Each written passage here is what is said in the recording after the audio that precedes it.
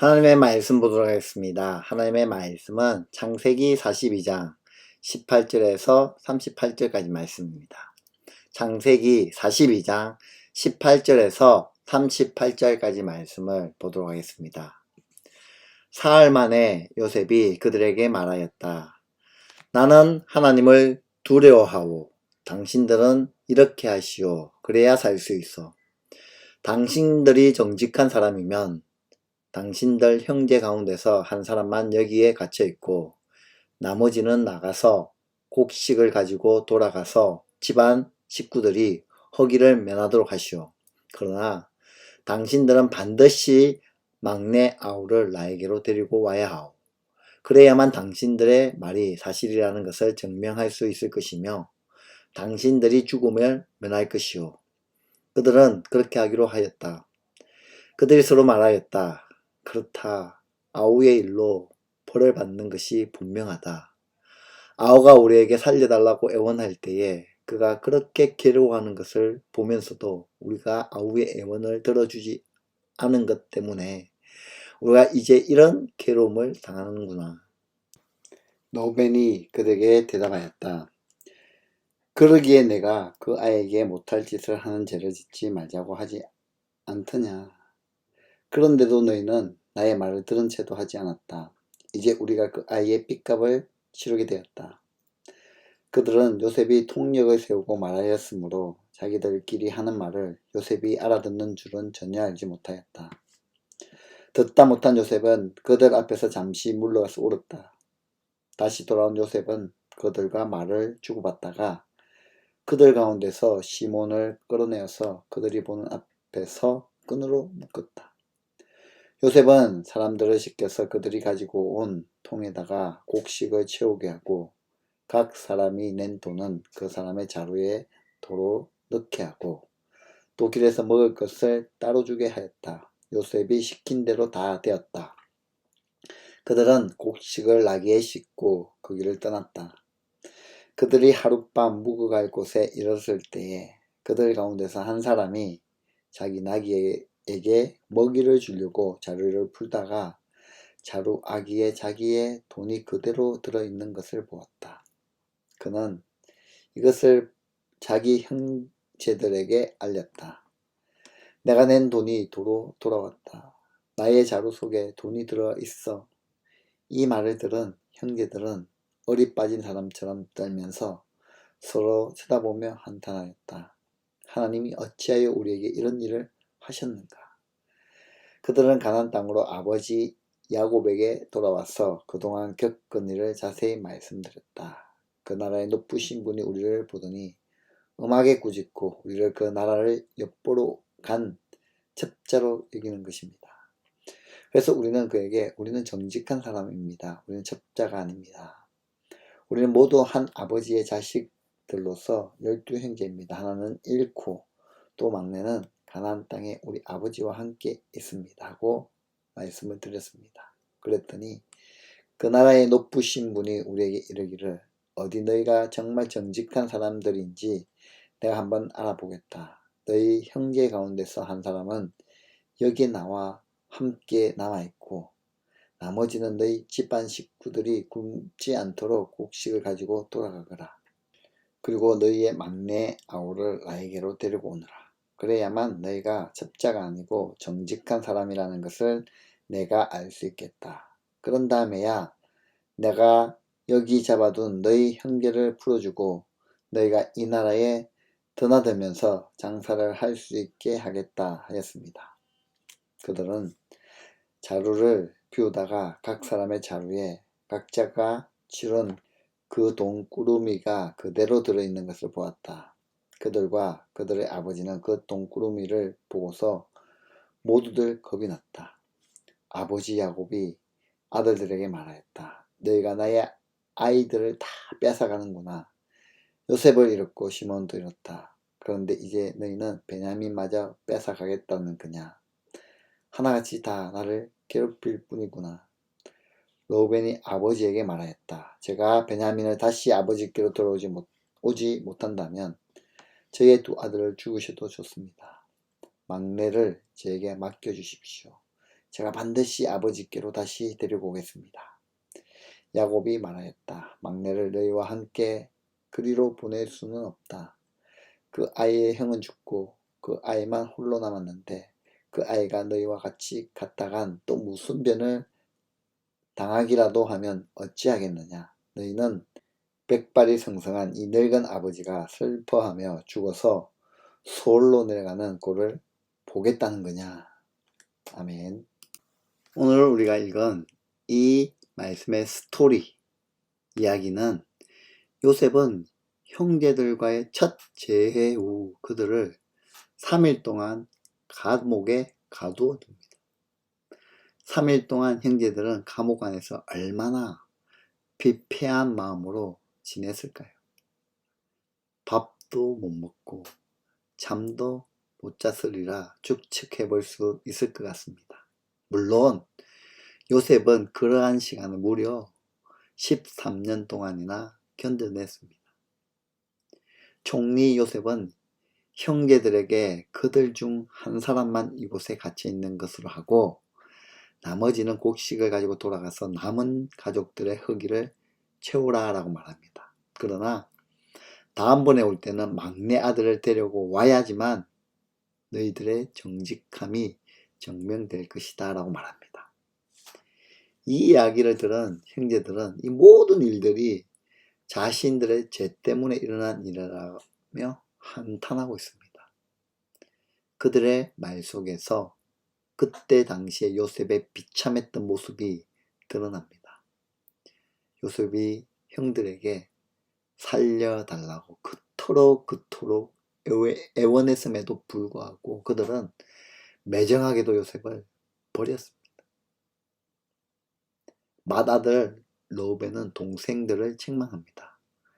그렇게까지 하지는 말자고 맏형으로서 분명히 얘기했음에도 불구하고 동생들이 형의 말을 듣지 아니하고 그들의 뜻대로 행동하였기에 요셉의 핏값을 치르고 있는 것이라며 동생들을 다그칩니다.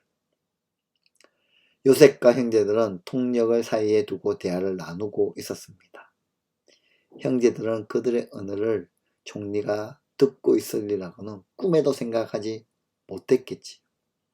이 대화를 들은 요셉은 감정이 북받쳐 자리를 피해 크게 울었습니다. 분명 복잡한 감정이었을 겁니다. 무엇보다도 자신의 비참했던 과거가 문득 생각이 났을 것이고 또한 맏형 르우벤에 대한 오해가 풀렸기 때문일 수도 있을 것 같습니다. 요셉의 눈물은 그들의 관계 회복에 대한 전조로 여겨집니다. 요셉은 시몬을 붙잡아 놓습니다. 유대인들의 주석에 따르면 아마 형제들 중에 시몬이 가장 포악했던 성격을 가지고 있었고 요셉을 버린 것도 시몬의 주도하에 이루어졌을 것이다 라고 이야기합니다. 그리고 그들이 먹을 곡식을 담아주고 또 그들이 여정 중에 먹을 거리도 챙겨서 줍니다. 그리고는 몰래 그들이 가지고 왔던 돈도 그 자루에 다시 넣어 줍니다. 돈을 돌려주는 것이 요셉 입장에서는 선한 의도에서 한 것일지라도 이는 형제들에게 엄청난 두려움으로 다가왔습니다. 길을 가던 중 형제 중 한 사람이 돈을 발견하게 되는데 이 돈을 보고 형제들은 이렇게 얘기하지요. 하나님이 어찌하여 우리에게 이런 일을 하시는가? 어떻게 하나님 우리 가운데 이런 일을 하십니까? 라고 한탄하며 두려워합니다. 형제들은 집에 들어와서 지금까지의 일을 야곱에게 다 이야기합니다. 물론 그들이 감옥에 갇혀 있었던 일 등 구체적으로 모든 일을 말하지는 않았습니다. 아무래도 노년인 아버지를 배려한 것이겠지요. 그러나 이번에 내려갈 때는 반드시 베냐민을 데려가야 한다는 이야기는 할 수밖에 없었습니다. 그 이야기를 들은 야곱은 깊은 슬픔에 빠집니다. 요셉도 잃었고 시몬도 잃었고 이제는 베냐민까지 빼앗아 갈 작정이냐며 자신의 아들들을 다그칩니다. 아무래도 야곱은 이집트에 두고 온 시몬을 거의 포기한 것 같습니다. 그가 죽을 것이라고 받아들인 것이죠. 이 이야기를 들은 로벤은 아버지에게 단호하게 말합니다. 베냐민을 다시 데려오지 못할 경우에는 자신의 두 아들, 즉 야곱의 손자들을 죽여도 좋다라고 선언합니다. 무시무시한 말이지요. 자기의 두 아들의 목숨과 베냐민의 목숨을 담보로 결단을 한다는 것이죠. 그만큼 로벤의 의지는 확고하였다는 것을 말합니다. 그러나 야곱은 그를 신뢰하지 않습니다. 베냐민을 보냈다가 그에게 또 무슨 일이 일어날지 모르는 것에 대한 불안감이 아직도 야곱에게는 남아 있는 것이죠. 이것이 오늘 읽은 전체적인 본문의 스토리 흐름입니다. 그렇다면 오늘 이 본문을 통해 뚜렷하게 찾아볼 수 있는 점은 무엇일까요? 그것은 형제들의 변화입니다. 처음으로 그들이 요셉을 버린 것에 대한 자책하며 뉘우치는 장면을 시작으로 조금씩 그들의 삶의 변화는 일어나기 시작한다는 것이죠. 그들의 자루에서 돈이 발견되었을 때 그들은 다름이 아닌 하나님에 대한 두려움을 느꼈습니다. 뿐만 아니라 야곱과의 대화 중에서는 로벤의 변화를 볼 수 있습니다. 장남이지만 권위가 떨어졌던 그였고 극심한 가뭄 속에서 눈치만 볼 뿐 적극적인 행동을 전혀 하지 않았던 그였지만 이제 로벤의 태도는 달라졌습니다. 자신의 가장 소중한 아들의 목숨을 걸고 베냐민을 지키겠다라고 선언합니다. 그리고 시레는 성숙을 낳습니다.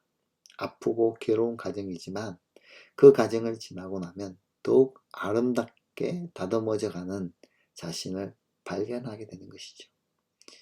형들은 그렇게 조금씩 성숙해져 갑니다. 그들의 과거를 회개하고 하나님을 두려워하는 신앙을 회복하며 적극적인 실천의 사람으로 점점점 성장해 가고 있는 것입니다. 두 번째로는 야곱의 말은 참 불편합니다. 목숨을 걸고 먼 길을 다녀온 아들들에 대한 칭찬은커녕 베냐민 또한 빼앗길 것에 대한 두려움과 불안감이 그의 한탄에서 묻어나옵니다. 그에게 우선순위는 늘 요셉과 베냐민이었습니다. 다른 모든 아들들은 늘 2순위, 3순위였습니다. 그래서 로벤의 말이 더욱 가슴이 아픕니다. 자기 아들들의 목숨을 걸고 아버지가 소중히 여기는 막내 아들 반드시 지키겠다는 그의 각오가 너무나도 애처롭습니다. 로벤이 그렇게까지 각오를 다짐했음에도 불구하고 그래도 믿어주지 못하는 야곱은 참 인정없는 아버지의 모습으로 보여집니다. 이러면 우리는 공평하게 사랑할 수 있어야 합니다. 그리고 그 사랑은 신뢰로 나타나야 합니다. 그가 어떤 모습이든 굳게 믿어주는 것이 곧 사랑이기 때문입니다. 안타깝지만 야곱을 통해서 우리의 모습이 보입니다. 골라서 사랑하는 모습, 믿어주지 못하는 우리의 옹졸한 마음, 우리의 모습이지 않습니까?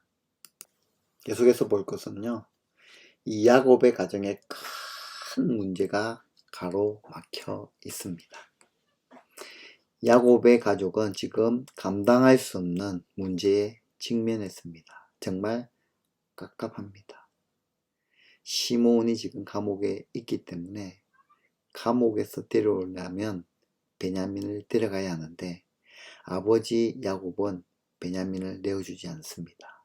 그런데 베냐민을 내어준다고 해도 막상 이집트에 갔을 때 어떻게 될지 아무도 모릅니다. 왜냐하면 자신들이 양식값으로 주고 온 돈 문치가 자루에 들어있었기 때문에. 그러니 그것으로 인해서 어떤 해를 당할지 알 수가 없습니다. 그렇다고 가만히 있으면 형제 시몬이 영원히 감옥에서 나오지 못할 것이고 양식이 다 떨어져서 양식을 구할 곳이 없어 다 굶어 죽을 수밖에 없는 상황입니다. 그리고 아버지와 형제들의 갈등의 골은 더욱 깊어져 가고 있었습니다. 그렇다면 도대체 어떻게 해야 한단 말입니까? 이것이 야곱의 가정의 고민거리예요. 막혔습니다. 전혀 풀 수 없는 문제입니다. 우리는 때로는 우리 삶 가운데 이런 일들이 있지 않습니까? 앞으로 가도 막혀 있고 뒤로 가도 막혀 있고 옆을 봐도 다 막혀 있는, 움직일 수 없는 그런 꽉 막혀 있는 상황 가운데 우리가 있지 않습니까? 정말 우리는 때로 감당할 수 없는 문제들을 만납니다. 도저히 예측할 수 없고 내 힘으로는 이겨낼 수 없는 문제들을 만난다는 것이죠. 우리는 하나님의 도우심이 필요합니다. 우리가 하나님께 나아가면 하나님께서 우리를 도와주십니다. 정말 갑갑하고 예측할 수 없고 감당하기 어려운 문제와 상황들 속에 있다 할지라도 하나님께서 우리와 함께 하시면 우리는 문제를 이기고 승리할 겁니다. 그러니 하나님을 찾고 하나님 안에 거하시기를 바랍니다. 이사야 41장 10절에 보면 두려워하지 말라. 내가 너와 함께함이라. 놀라지 말라. 난 내 하나님이 됩니다. 내가 너를 굳세게 하리라. 참으로 너를 도와주리라. 참으로 나의 오른손으로 너를 붙들리라 라고 약속하시고 있습니다. 여러분, 하나님은 살아계십니다. 그리고 우리를 사랑하십니다. 하나님을 경외하는 사람은 달라야 합니다. 하나님은 우리의 상처를 다 아시고 위로해 주십니다. 또한 감당할 수 없는 문제들 앞에서 우리는 하나님의 도우심을 필요로 하며 그 하나님 앞에 아뢰며 그 하나님을 찾아 나가야 한다는 것이. 그때 하나님은 우리의 삶에 역사하시고 일하시기 시작하신다. 그 꽉 막힌 환경에서 하나님의 도우심을 구하며 하나님의 은혜를 찾으며 하나님의 그 역사심을 경험하는 저와 여러분의 삶이 되시기를 바랍니다. 기도하겠습니다. 하나님, 저희들이 하나님을 더 신뢰할 수 있는 그 믿음을 가지며 이 땅 가운데 살아가는 저희들의 삶이 되기를 간절히 소망합니다. 아픔 속에, 시련 속에 우리의 믿음과 우리의 삶의 변화가 조금씩 일어나듯이 하나님을 더 신뢰하며 고난 중에 있고 아픔 중에 있고 어려움 중에 있을 때 낙심하고 절망하는 것이 아니라 또 하나님께 나아가 하나님의 은혜를 구하며 하나님의 얼굴을 구하며 막혀있는 담을 풀어낼 수 있는 그 신실하신 하나님을 신뢰한 믿음이 우리 가운데 있기를 간절히 소망합니다. 하나님, 우리의 믿음을 지켜주시고 또한 하나님을 더 신뢰할 수 있는 그런 믿음이 우리 가정 가운데 허락하여 주시옵소서. 말씀 듣고 그냥 그치는 것이 아니라 말씀 따라 순종하며 말씀 따라 의지하며 나아가는 저희들의 삶이 되어지길 간절히 소망합니다.